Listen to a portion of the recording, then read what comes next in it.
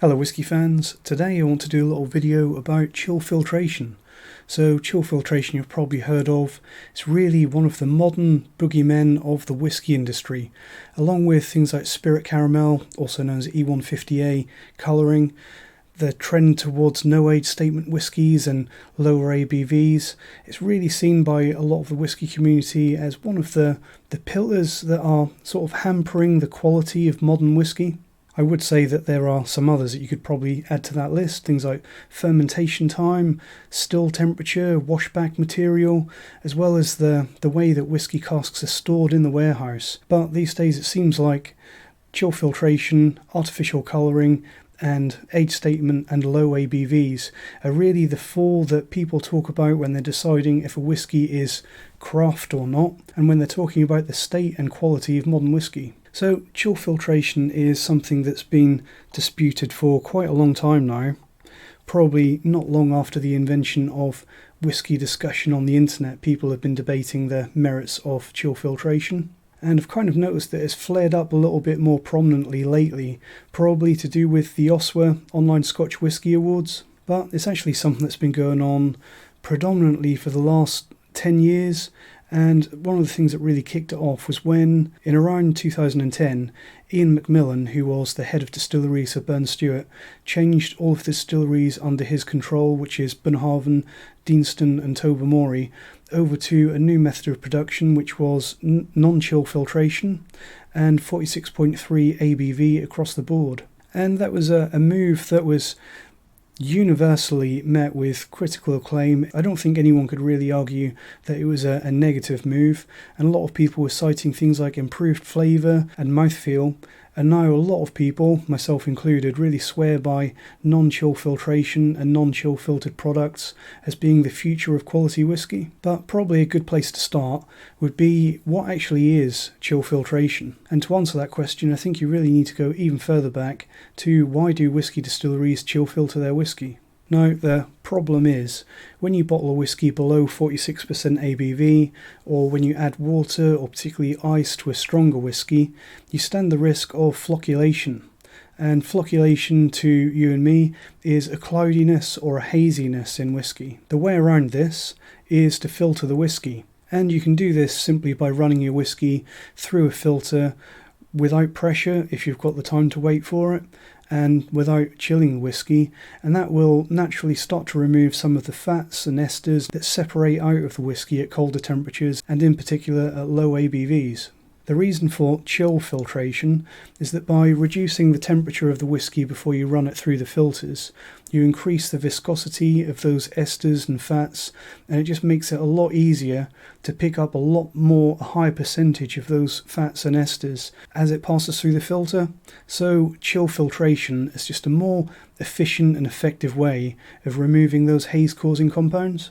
So that partly answers the question of why distilleries chill filter their whisky, but some would still argue, why is it important to remove that haziness from a whisky? And the answer to that is usually one of two things. It's either because the distillery wants to present their whisky at a low ABV, which is usually the most economical way of producing whisky, especially with regards to current laws on tax and duty, or sometimes distilleries, even distilleries that are releasing their products at 46% or even cask strength, some of those distilleries will still chill filter a whisky so that if the customer does decide to add water or ice and bring the ABV right down, they can still enjoy that product without any sort of cloudiness or haze.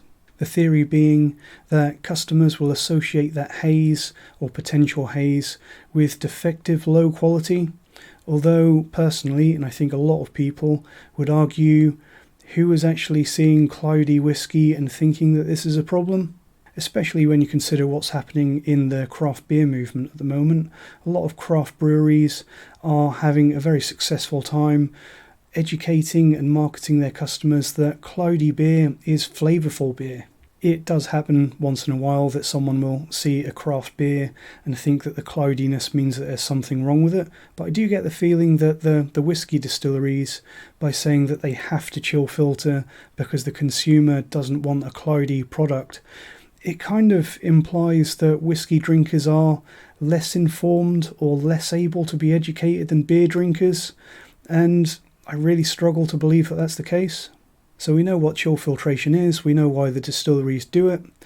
So in recent years there's really been a complete swing against chill filtration. As I said, all started with Burn Stewart and their decision to change to 46.3% ABV and non-chill filtration. And one of the most interesting things about that little experiment and that real paradigm change done by Ian McMillan at Burn Stewart is that he said in some press statements that when he was playing around with the filters used to filter the old chill filtered products, he noticed that the paper filters, when he took them out, they actually made his hands greasy. His hands were covered with this really aromatic, pure flavour that had been stripped out of the whiskey.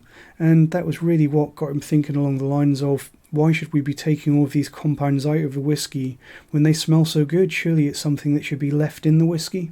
So that's exactly what they did, and that's why a lot of people now swear that non-chill filtered whiskey is the way to go, and it's the full flavoured way to enjoy whiskey. So the actual filters that they use for chill filtration as well as barrier filtration, the common materials are going to be metal, so you get metal filters, something similar to something like a tea strainer or a sieve.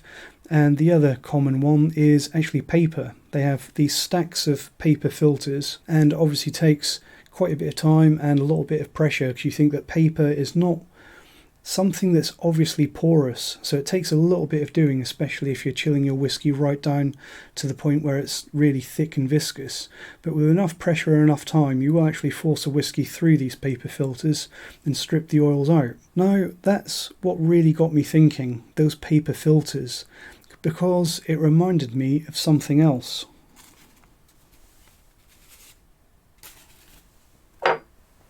Who knows what one of these is? I'm sure that a lot of you do. This is not product placement, it's not a sponsor, but I'm sure that a lot of you out there will know exactly what this is, and I'm sure that a lot of you have one at home, because whiskey drinkers aren't just whiskey drinkers. We are flavour seekers, and I bet a fair few of you out there, like myself, you take your coffee almost as seriously as you do your single malt Scotch whiskey, and you're always looking for another way to get the most out of that experience that you possibly can. So the Aeropress, is something that I've had for a little while. I've really enjoyed my proper ground coffee for quite a few years now, and this is a fairly new acquisition, and I've really been enjoying this. I think it works really well. So the idea behind this, and bear with me, this is relevant. The Aeropress works by, you take the plunger out, you get one of these little paper filters, put it into the filter holder, just put that on the bottom there, twist it into place. That does seal reasonably well. You put your coffee in there, you put your hot water on top of it, and after whatever duration of infusion you see fit, you put the plunger on top. It's a bit dry, so it's difficult to get in there. You put your Aeropress directly onto your mug, and you press down on the plunger. And the plunger, because you've got this airtight seal up here, generates pressure inside, which forces the liquid. The liquid actually forms the seal around the bottom of the cylinder, forces the liquid through the paper filter, and you end up with a cup of coffee that's got no grittiness. And one of the things that they really market with the Aeropress is that by using an Aeropress, you not only get rid of all the grittiness, but they say that you get a smoother, less bitter cup of coffee as well. Now, smooth is a tricky word, because smooth is quite often a synonym for bland or a lack of flavour. So as to whether or not you want your coffee to be smooth, with whiskey we tend not to want our whiskey to be too smooth. Personally, I still use a coffee press at times when I really want that full flavour, coupled with a long infusion time when I'm really after that full flavour experience. But I think this coffee press is really good. But it really got me thinking, can you use an Aeropress to filter whiskey? So that's when I got the idea for this video, to do a little semi-scientific science experiment to try and replicate filtration and chill filtration of whiskey at home, to see if you can notice any obvious effect. So obviously the most important thing with this test is that you don't want to do this test on a whisky that's already heavily filtered. You certainly don't want to do this whisky on an overly sanitized, chill filtered, mass-produced whisky. So I've dug out a craft presentation from my collection. This is Kingsbarn's Dream to Dram, and I think this is a fantastic whisky for craft presentation. It hasn't got an age statement, but from the vintage on this you can kind of work out how old it is.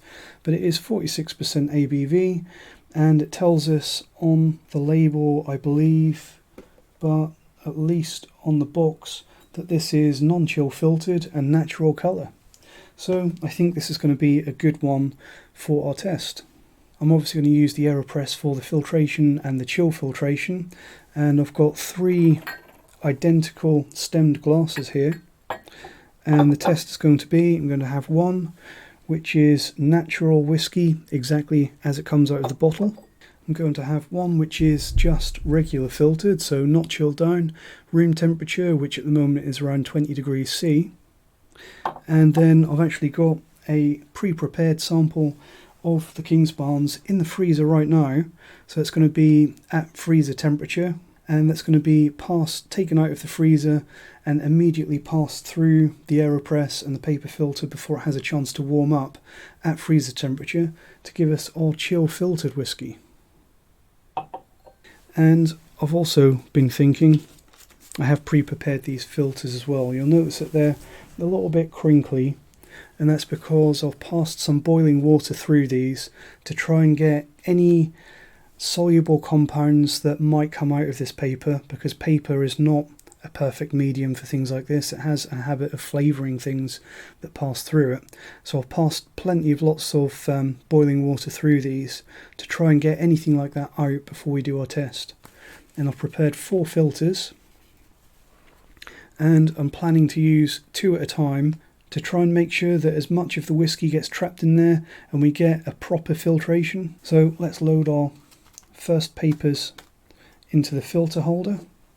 Carefully slot that onto the bottom. It's important that you make sure that the filter comes all the way to the edge. You don't want anything getting around there. I'm going to twist that on fairly tight, and I've got my trusty well-known Bird brand mug here that I'm going to use as a receptacle for the filtered whisky, because, well, I've got to get some use out of it, haven't I? I don't want to be seen drinking out of it. So Kingsbarn's Dream to Dram. Let's get some in the glass. So I'm going to go for a 25ml measure. So it's 25 millilitres natural in the glass there. And I'm going to cover that with a watch glass. Now we need another 25ml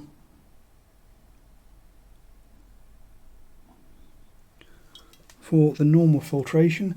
I hope this goes well, because I've not got a lot left, and I would like some for myself later. So that's our 25ml measure there going into the Aeropress. I'm going to do this rather quickly because I don't want time to be a variable. So this is going to go straight in. I'm not going to give it any time. Plunger is going to go on top, and we're going to slowly push down on the plunger. In theory, the slower you go, the more time the whisky has to filter out. If you push really hard, you're forcing the whisky through, and you're forcing some of those filterable compounds through the filter with it. So I think slowly is probably the way forward. And it looks like that's not coming through yet. I may have to speed this up in post. Just going to very slowly, you can hear that coming through now. Now you can hear that hiss, that means we're just pushing air through now. It's going to push a little bit further to make sure that we've absolutely got everything through that filter.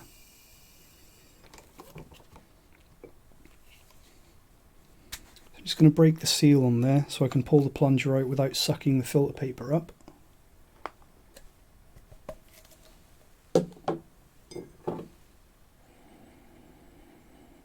It's obviously very hard to tell because it's at the bottom of a very deep mug at the moment. But, well, It doesn't smell like much, but then at that distance from my nose it wouldn't. But I'm actually going to pass this through twice to see if we can get a bit of a exaggerated filtration going on. Quickly get the mug under there. Now let's go for our second pass. Obviously at an actual distillery or bottling hall, they would have a huge stack of paper filters that the whiskey is passing through at probably a reasonably high pressure. The idea being that if you have a huge stack of filters at a high pressure, you don't need to spend as long to achieve a similar level of filtration.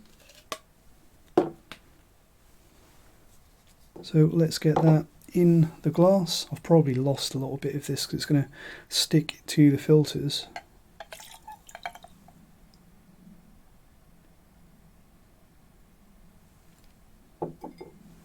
I'm making a mess all over the table in the name of science. So it looks like a little bit less, but I don't think I've lost too much.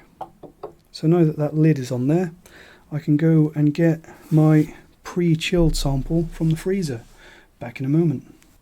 And just so you know that I am doing this properly, there is the bottle of Kingsbarns from the freezer with the frost and ice all over it. So let's quickly get that in the Aeropress. Now that's really interesting because it actually looks syrupy. I should have shown you that, but I'm trying to be quick. You can really see that by spending a day in the freezer, it's actually affected the viscosity of the whiskey quite a lot. I think I'm having to apply quite a bit more force as well, so that all makes sense too. So that's starting to come through, but that is taking probably twice as much force. Now we can hear air being pushed through, so we know we've got all of that.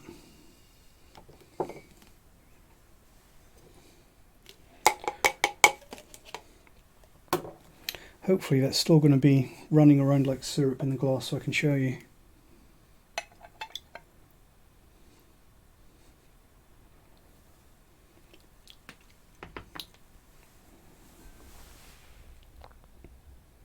It's almost absurd watching frozen whiskey running around in the glass. Just going to take the lid off that one so I can show you a comparison.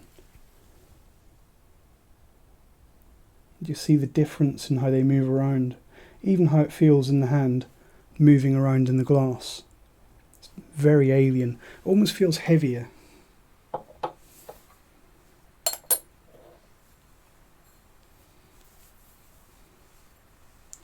And also you can see that even our craft presentation 46% ABV whiskey, I'll wipe the condensation off, it is noticeably cloudier, even though this is 46% ABV.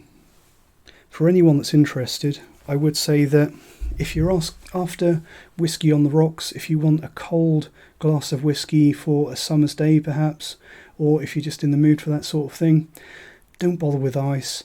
Definitely don't bother with whiskey stones. Have a look at my review video of those. Basically they don't work. If you want a cold whiskey, just get your bottle of whiskey, maybe something affordable, and just put it in the freezer.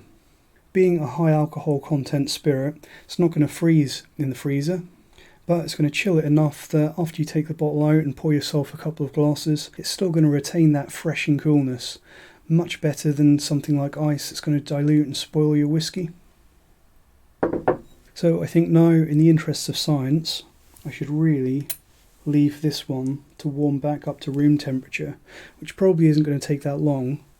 But if we're going to have an objective, meaningful, semi-scientific test of what this filtration and the chill filtration has done to the nose, the mouthfeel and the palate, we really need to make sure that we're on a level footing here and that they're all roughly at the same temperature.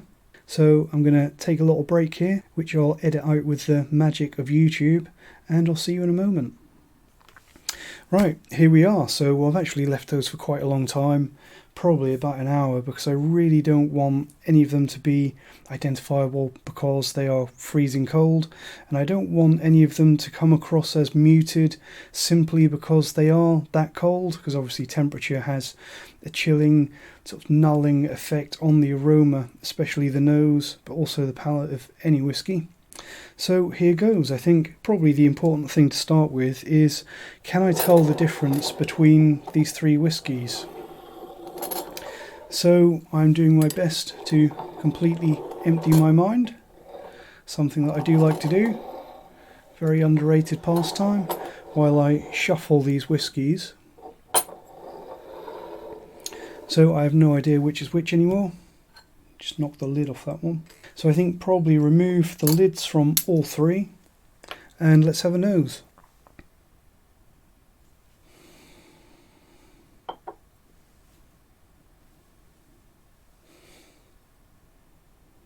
Oh, definitely something wrong with that one.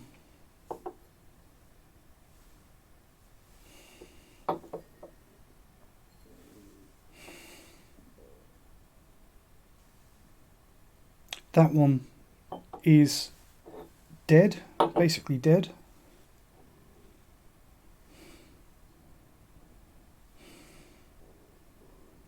Very close between these two.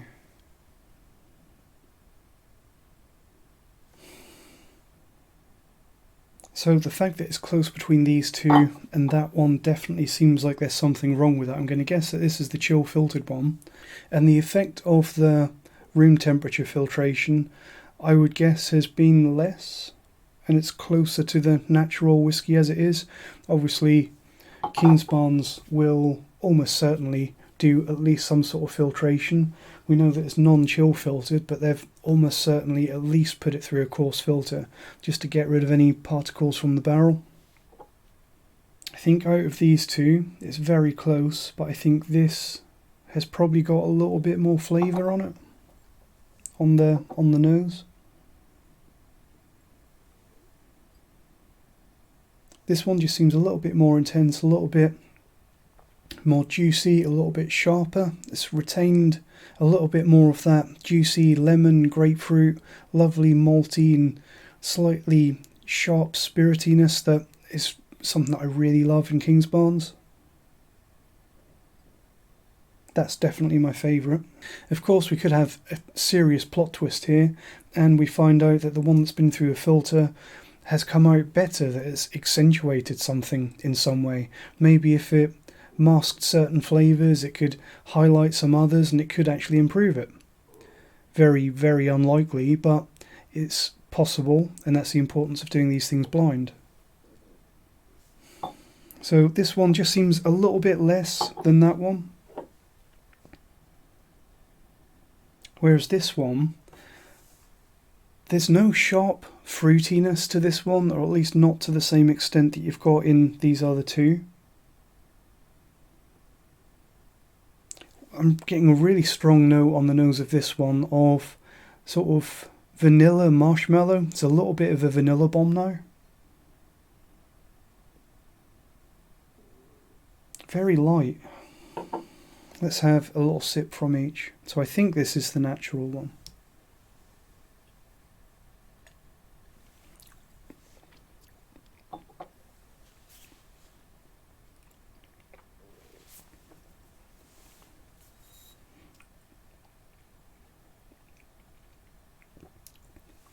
So that one certainly could be the natural 46% craft presentation Kingsbarns.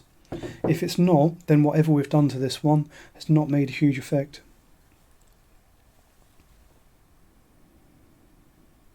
This one just seems ever so slightly waterier, like it's had a couple of drops of water in it.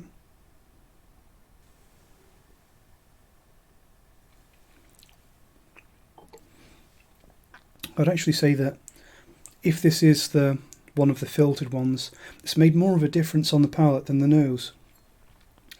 This one, which is the middle one from what I'm tasting, it seems to have a little bit less body. It's still got that sharp lemony grapefruit fruity sweetness, but it's toned down a little bit and a little bit less sharp.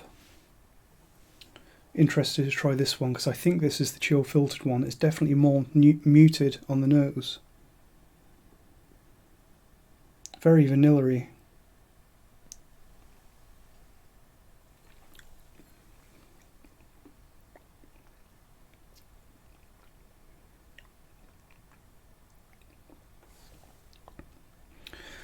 Growing lemony malt notes on the late palate, but the arrival, it's almost like a grain whiskey.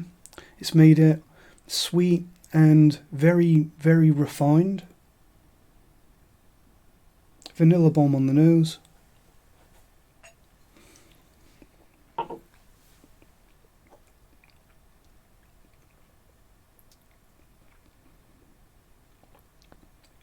Very dead on the arrival, and you only get some flavours, sort of like probably 40% of the flavours that you normally get coming through later on when you hold it on your tongue and really let it sort of open up.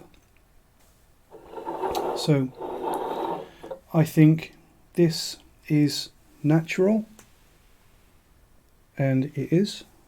So I'm quite pleased about that, because it was really these two that I wasn't sure about. This must be the one that's just filtered, which it is, which means that this is the chill filtered. Chill. So now, in hindsight, although it was reasonably obvious, let's just do a comparison, the natural stuff straight out of the bottle compared to the stuff that was in the freezer and then pushed through the paper filter.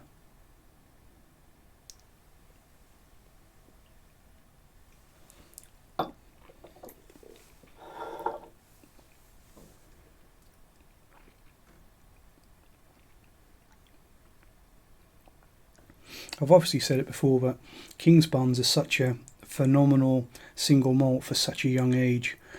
The intensity of the body and just the flavours that you get out of it, really lovely stuff. So, chill filtered. I'm not really getting any of that fruity, juicy, sharp fruitiness on the nose at all. Most of the notes that I'm getting out of it now, it's mainly just a sweet bourbonised note.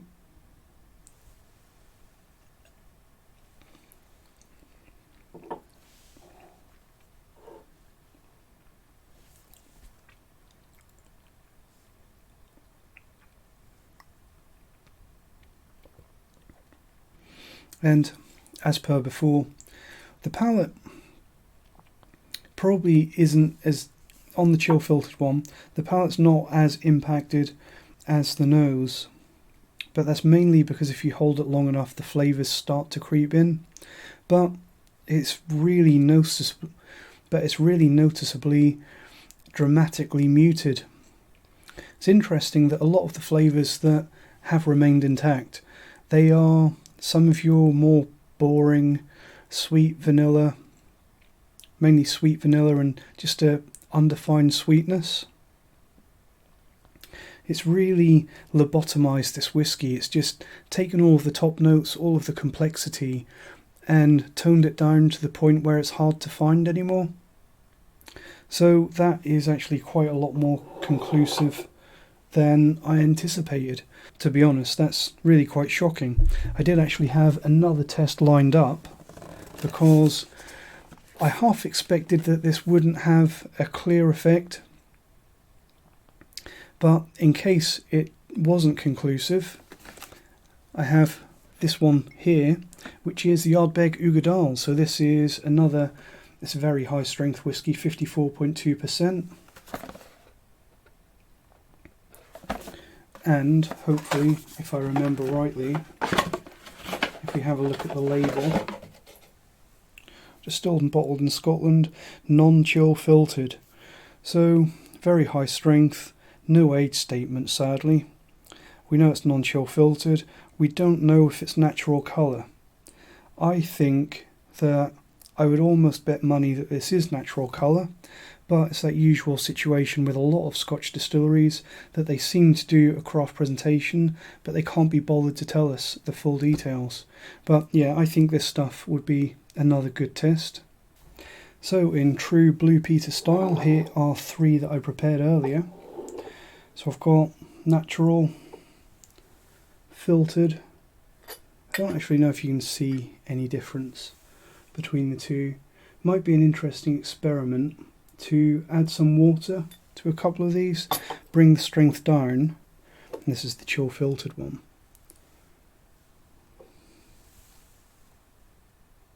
I actually think you can see that the chill filtered one's clearer already. But I think if we add some water to these after I've done having a nose and a taste, might be interesting to see if we can see a difference in the haziness with these ones.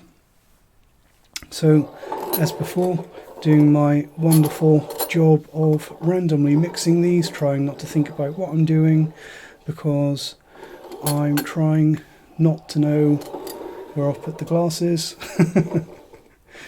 Only the most scientific methods here, of course. Lids off. Let's have a nose. So, like before, the first thing is to try and see if I can see any difference at all with these, or if I can smell and taste any difference.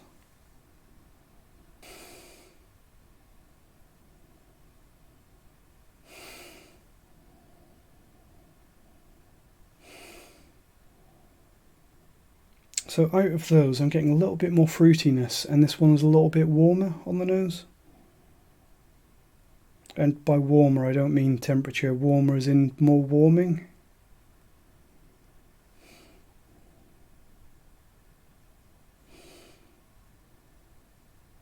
It's interesting that although there is more of the warming sweetness on this one, I think this one actually accentuates the peat a little bit. So I think that this one is probably less filtered. So I'm going to put I'm trying to order them sort of natural, filtered, chill filtered, but I don't know which is which out of these yet. The reason why I'm going with a completely different whiskey for a second experiment on this is because if you read what Ian Macmillan said about the whole transition from mostly 40% chill filtered whiskies at Bunnahabhain, Deanston and Tobermory to the 46.3 and non-chill filtered range, he said that maybe a reason why a lot of distilleries didn't follow suit and do the same thing is because he thought that his distilleries, Bunnahabhain, Deanston and Tobermory, were particularly suited to a non-chill filtered style, and he said that a lot of distilleries there wouldn't be as much of a difference. So I'm wondering if by trying a completely different style, maybe you'll see some different results. So I think that this one is less filtered than this one. Let's compare these two.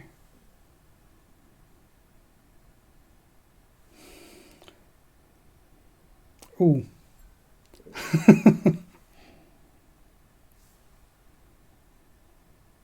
That is immediately shockingly obvious.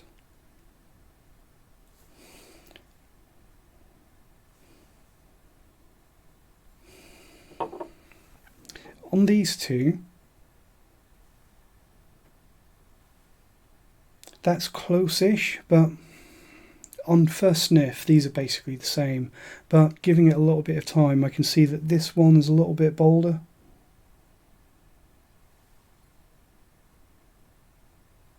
If anything, this one seems a little bit peatier because everything else is a little bit stripped down. This one is definitely the full flavour, natural, out of the bottle dram. This one a little bit less.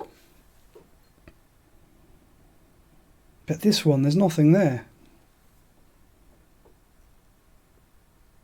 Just from the nose on this one, I would guess probably like, you can tell that it's peated and sherried, but I'd guess probably like 43%, like a non-craft presentation, mass-produced whiskey.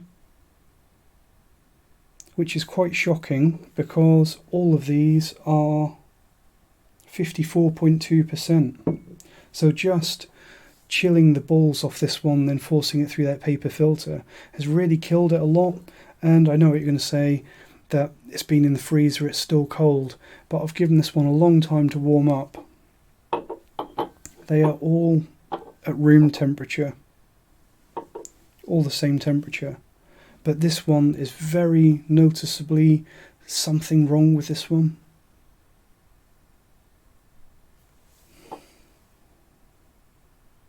Let's have a taste before we commit to that, just in case I find something different.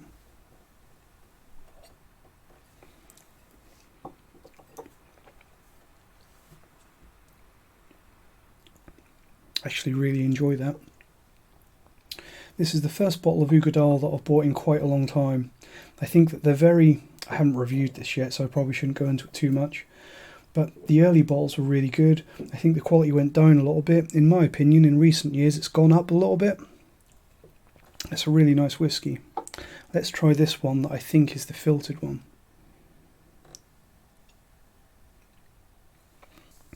Still really good. But I think on the palate, it's just been simplified a little bit. I'm not going to try that one again. Going to go for this one. Really dead nose. Surprising, if this is the chill filtered one, and I'm pretty sure it is, how much is taken away.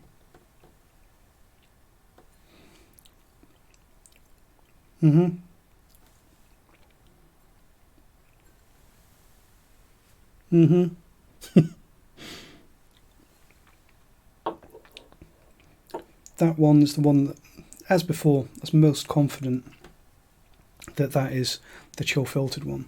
These two could be wrong, but I think it's natural and filtered. Yeah, natural, filtered. Much closer between those two. And I think if you poured these two and gave them to someone and told them that they were the same whiskey, you probably wouldn't notice that you'd done anything.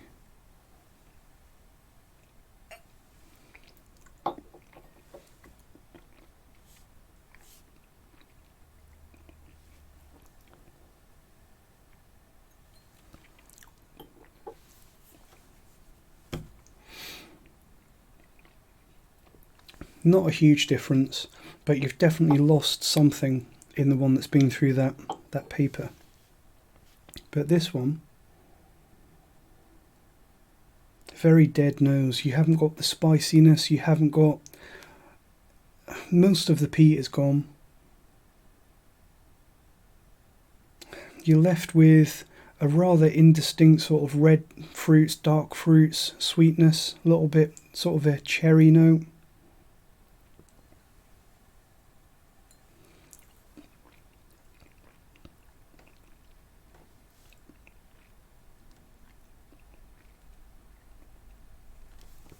And on the palate, you've got rather a dry smokiness, but you've lost a lot of the top notes from the peat. I didn't actually expect it to be that conclusive or that obvious, but it is.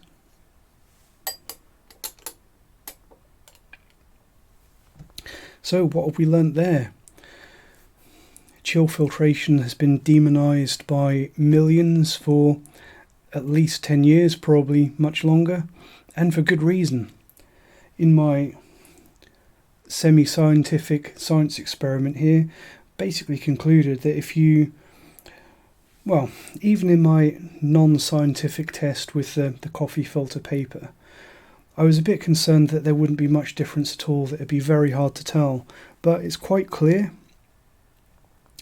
And the difference between the stuff out of the bottle and the stuff that's just gone through the paper filters is small, and that could be because this has already gone through probably a paper filter once when it came out of the cask, just to get rid of any particles. Even though it's non-chill filtered, it's still filtered, because it's very rare that you get a whiskey that comes out of the cask and they leave it completely raw, because you get bits in there. And even whiskey connoisseurs don't want to drink a whiskey that you have to chew. Bits floating around is a step too far for most people, even whiskey geeks. So there has been probably something similar to what I've done there with the coffee filters, just pressing it through a couple of times, a light paper barrier filter. But this one, the Chill Filtration, whereof you saw it on camera with the Kingsbarns, it actually makes it syrupy and thick. It doesn't look like whiskey anymore. It doesn't look fully liquid because it's starting to solidify and become more viscous. And when it gets into that state and so much more of it gets caught up in that filter, it seems to really take a lot of flavour out of the whiskey. So everyone that's been ranting about chill filtered whiskey, I think that you're thoroughly vindicated. It's a little bit shocking. I do think though that the labelling that we have at the moment and the terminology that we have, the way that craft whiskies these days will say non-chill filtered. And this is something that Highland Park got me thinking about, because if you do some digging online for Highland Park, they'll say that their higher ABV whiskies, they don't chill filter. They say that they barrier filter, but at a reasonably low temperature, and they explain that as being because that's the ambient temperature up there on Orkney. And I'm sure that in the middle of winter it does get pretty cold up there, but I think they're saying that they barrier filter somewhere between 4 and 9 or 10 degrees or something, which is still pretty cold. It's a lot colder than what I've done here. Room temperature in here at the moment is about 21 degrees, something like that, and it's still noticeable. So Highland Park doing what they don't put it on the bottle and the label, but they're basically implying that what they do is as good as non-chill filtration, because they're not actually lowering the temperature of the whiskey on purpose. It's just that cold because of the ambient temperature. They're saying that that counts as non-chill filtered, but the problem that I have is that I'm seeing kind of a sloping scale, rather than being black and white as to chill filtered or non-chill filtered. Everything is kind of in the middle somewhere, depending on what that ambient temperature is.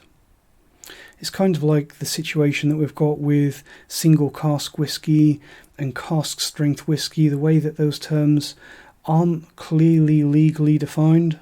And most notoriously, when a whiskey says small batch, it doesn't mean anything, because we haven't got the legal framework in place that we have when it comes to things like age statements or country of origin. We've got very clear laws, at least here in the UK, and America have their own laws.